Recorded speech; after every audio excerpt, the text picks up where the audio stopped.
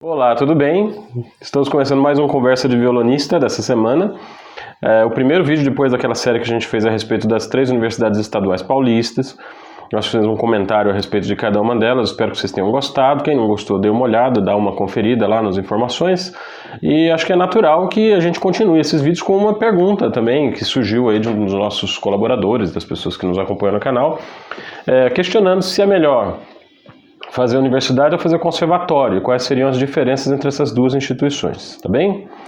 Meu nome é Luciano Moraes, estamos começando mais uma conversa de violonista e o tema de hoje é universidade ou conservatório, quais as diferenças? Gente, eu vou seguir um programa bastante, assim, vamos dizer, hegeliano de análise, né, que é a ideia de que você entende uma coisa através da história dela, né? Então a gente tem que conhecer minimamente a história de uma instituição antes de de dar um parecer assim, a respeito de uma pergunta tão específica, né? O que é melhor, conservatório ou universidade? É claro que o melhor é fazer as duas, né? Acho que não temos muitas dúvidas a respeito dessa questão. Mas a gente precisa realmente saber quais são as diferenças entre essas duas instituições e o que esperar de cada uma delas. O Brasil tem uma quantidade absurda de conservatórios concentrada no estado de Minas Gerais. Eu não sei o que aconteceu naquele lugar, que parece que as árvores assim são parentes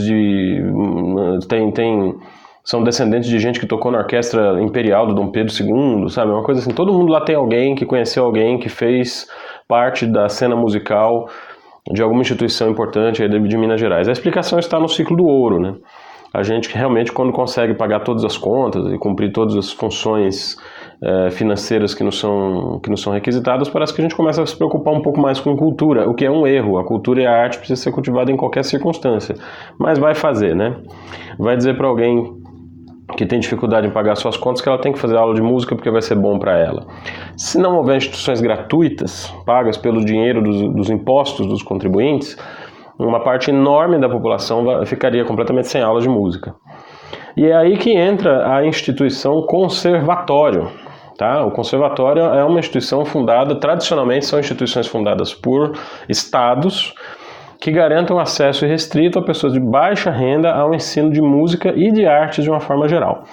O primeiro conservatório da história da Europa que nós temos é de 1537, que foi fundado por um padre espanhol na cidade de Milão, na cidade de...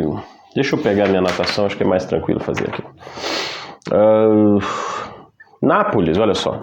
Não é à toa que a gente entende a Itália como a grande capital da música. A Itália foi considerada durante muitos anos na Europa como a verdadeira capital da música, justamente porque era a Minas Gerais da Europa. Tinha uma série de conservatórios por lá que cumpriu essa função de oferecer o ensino gratuito de música para órfãos.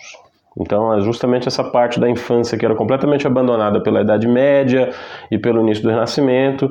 Essa criançada abandonada ia fazer aula de violino, de piano, violino de cravo, aula de instrumentos musicais da orquestra, canto, tudo e produzia aí o entretenimento e a experiência cultural, vamos dizer, das classes sociais mais abastadas. Conhecido o Conservatório Ospedale della Pietà, em Veneza, que foi onde o padre Antonio Vivaldi trabalhou durante muito tempo, e nós devemos aí as 4 estações, devemos todas essas obras interessantes que a gente conhece do Vivaldi, a gente deve a esse conservatório, né, que abrigava, mas esse era um conservatório exclusivamente para moças, né, para crianças do sexo feminino.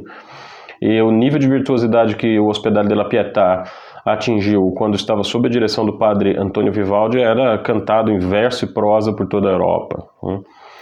Na França, existiu um conservatório que foi fundado, um conservatório de canto e declamação em 1784, péssimo momento para finalmente a monarquia da França resolver investir em cultura para a população, porque daí veio, né, aqueles tumultos enormes em relação à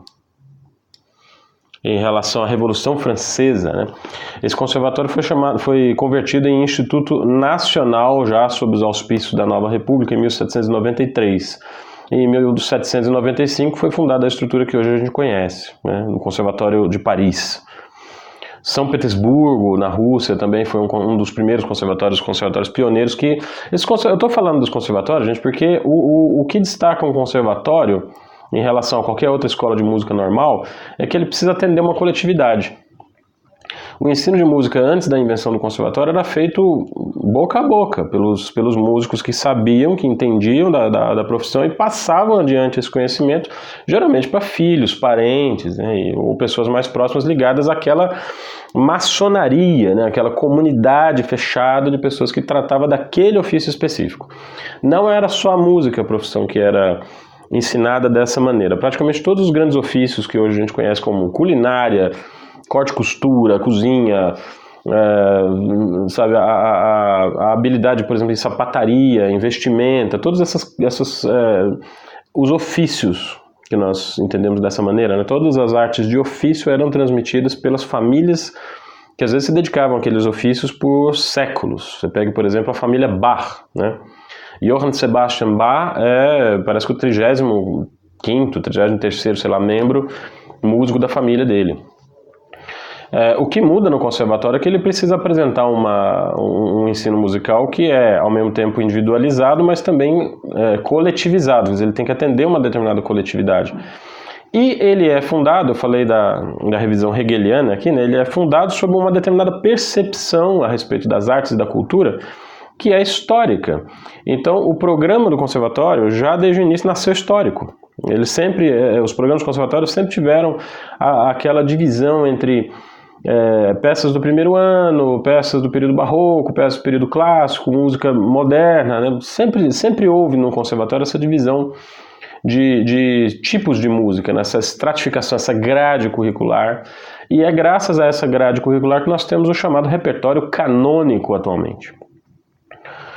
Qualquer recital de piano de um aluno recém-formado de conservatório, vocês vão ver mais ou menos essa mesma estrutura. Vai começar com uma peça de Rameau, ou então de Bach, uma peça de Mozart, uma sonata de Beethoven. Toda essa visão da música como sendo esses grandes pilares foi cultivado por causa dos programas pedagógicos dos conservatórios, que começaram a aparecer em profusão na Europa aí ao longo do século XIX, como resultado das revoluções e resultado de uma ideia de que a monarquia tinha que acabar e ceder espaço a uma forma mais republicana de pensamento da administração das cidades, né, e dos países.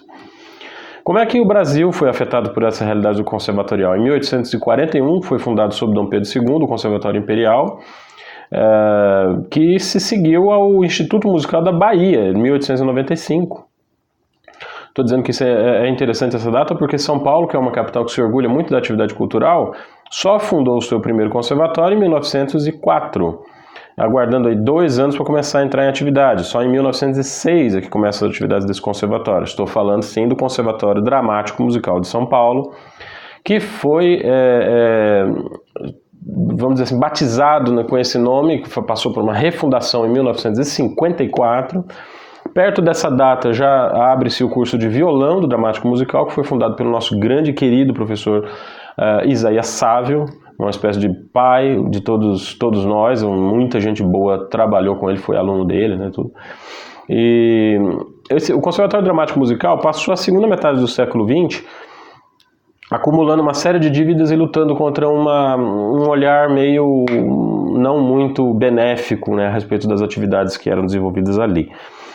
Os dois governos militares, tanto em Getúlio Vargas quanto os governos militares de 1964, não fizeram muito pelos conservatórios, especialmente pelo Conservatório Dramático Musical. E em 2006, sob a prefeitura de José Serra, o conservatório foi extinto por causa de uma dívida de IPTU. Era uma coisa muito interessante, porque a prefeitura de José Serra ofereceu 4 milhões de reais, mais 170 mil pelo acervo. Só que a dívida do conservatório tinha que ser paga primeiro, e a dívida do conservatório era de 700 mil reais. Quer dizer, para pegar 4 milhões de reais pelas apropriações, tinham que pagar 700 mil. Como eles não podiam pagar os 700 mil, apesar de ter dívida com a prefeitura em 4 milhões, a prefeitura não podia pagar essa dívida com desconto. É uma loucura. Você olhar a história dos conservatórios e das relações entre essas instituições com os poderes públicos, gente, é um processo realmente muito impressionante. O processo judicial, através do qual os advogados do conservatório tentavam explicar para a prefeitura isso, falavam, passa o dinheiro para depois a gente fazer o pagamento da dívida, se arrastou durante 3 anos e o conservatório foi extinto em 2009, sendo reintegrado numa nova proposta na atual Praça das Artes, que é uma instituição muito louvável que abriga, por exemplo, o Quarteto de Cordas da cidade de São Paulo, Grandes professores de violão trabalham lá, tem uma atividade cultural bastante intensa, uma atividade bastante bacana e um vínculo muito orgânico com o que acontece no Teatro Municipal de São Paulo. A razão pela qual foi preciso fazer todo esse labirinto jurídico até fazer a desapropriação e começar investimento de fato em cultura, a gente nunca vai saber, ou talvez a gente sempre soube, né? Bom, e as universidades? As universidades são um caso um pouco diferente. As universidades, elas são, no Brasil, fundadas muito tardiamente, tá? Nós temos universidades sendo fundadas no Chile ainda no século XVII, mas o Brasil esperou, apesar de ter alguns institutos de nível superior, né, que abrigavam as pessoas que eram formadas nas escolas de ofício, / conservatórios, / ensino técnico, então você tinha esse nível acima do nível técnico, vamos dizer assim, que estavam funcionando ali a partir do final do século XIX, mas a universidade para valer mesmo foi a partir da década de 30. Com a quebra da Bolsa de Valores de Nova York, os milionários de São Paulo resolveram instituir assim, lugares onde seus filhos pudessem estudar sem que precisasse pagar a conta do navio para levar até a Europa ou até os Estados Unidos. Mas as universidades são lugares de disputa também, e hoje elas são instituições que estão bastante espalhadas pelo país e são objeto de disputa de classes sociais. Os alunos que integram, por exemplo, a USP, Unesp e Unicamp são mais de 50% ou quase 50%, em torno de 50%, alunos oriundos de escolas públicas. O violão entra nessa disputa institucional pelo curso superior na habilitação ao instrumento ali pelos anos 70. Nós devemos ao Jodacil Damasceno, uma luta bem feroz para incluir o violão como instrumento atendido pela Escola de Música de Uberlândia. E essa luta do Jodacil Damasceno parece ter sido reeditada várias vezes a cada criação de um novo curso. Então a Clarissa de Pádua, a Annalise Marum e o pessoal lá da Unicamp pode dizer com bastante propriedade assim, da dificuldade que foi a criação da vaga para professor específico de violão na Unicamp. E na UFG, a Universidade Federal de Goiás, né, o estado em que eu nasci, que eu fui criado, eu acompanhei bem o drama que foi a insistência de professores e professoras de violão locais, entre eles a minha professora Maria das Graças Lima, a professora Fernanda Furtado, vários outros músicos de lá que tiveram que travar uma verdadeira guerra para convencer as direções da Universidade Federal que o violão também mereceria entrar nessa oferta de instrumentos aos quais a universidade oferecia habilitação profissional, né? E está lá o grande professor Eduardo Meirinhos, eu tenho que mencionar ele em primeiro lugar, porque é ele que capitaneou o curso desde o começo, mas entraram outros professores também lá.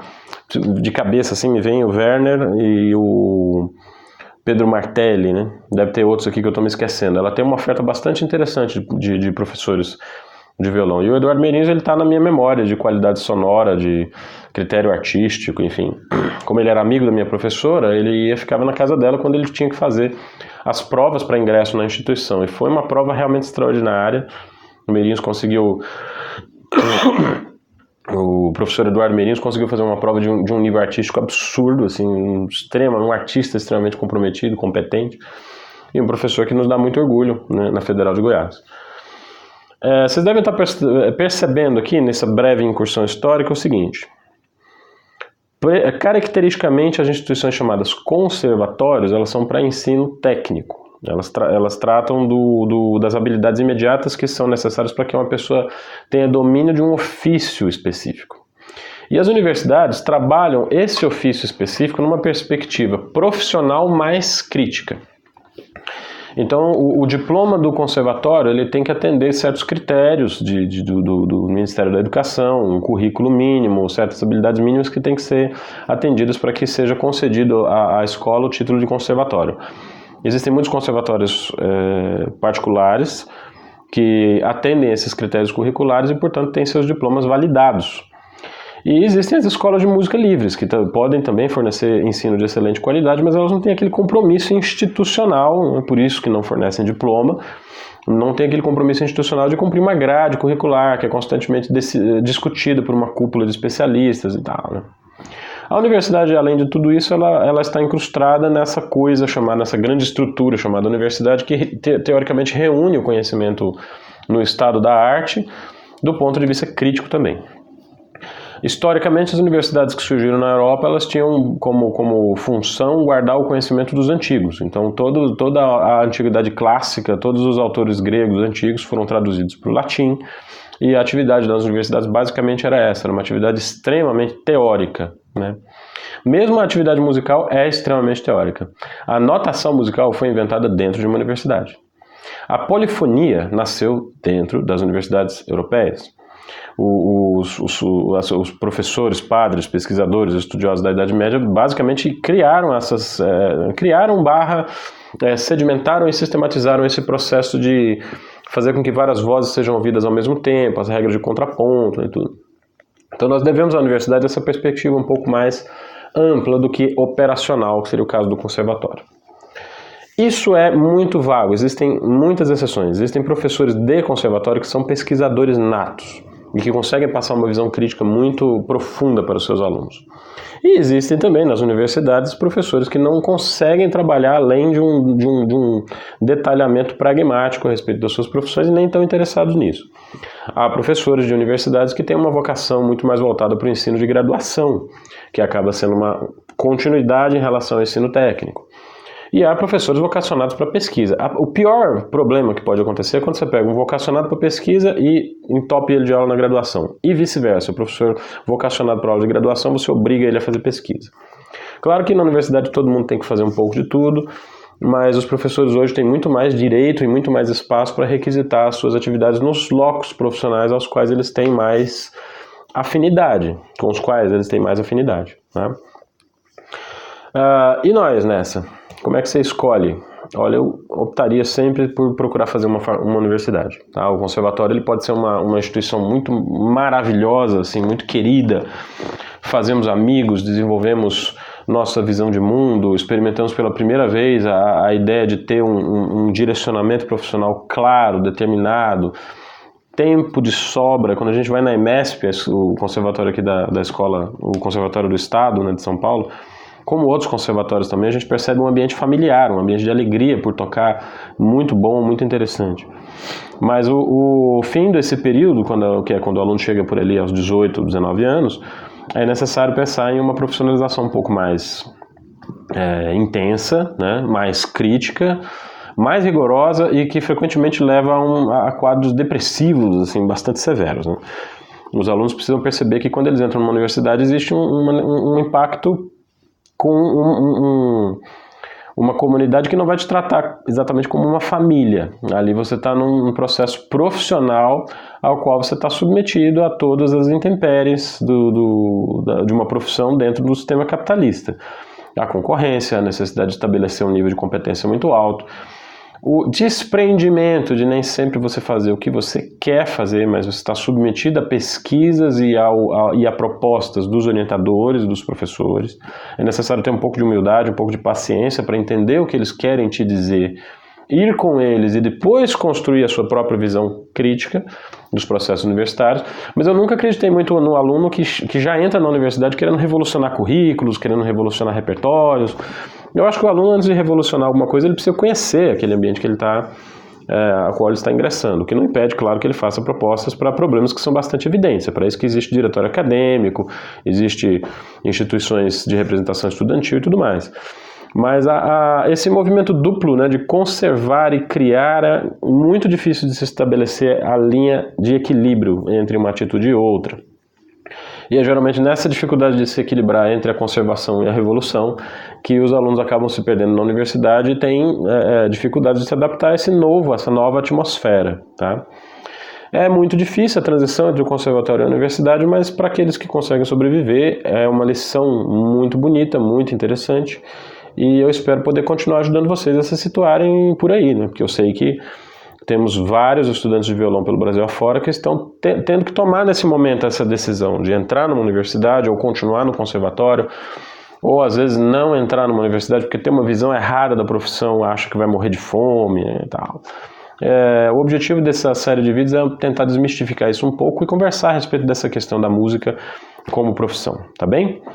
Então, é isso que eu tinha para falar e desejo boa sorte a todos, boas reflexões, bons pensamentos E comentem o que vocês acharem que tenha ficado de fora aqui dessa breve explanação a respeito da diferença entre conservatórios e universidades, ok?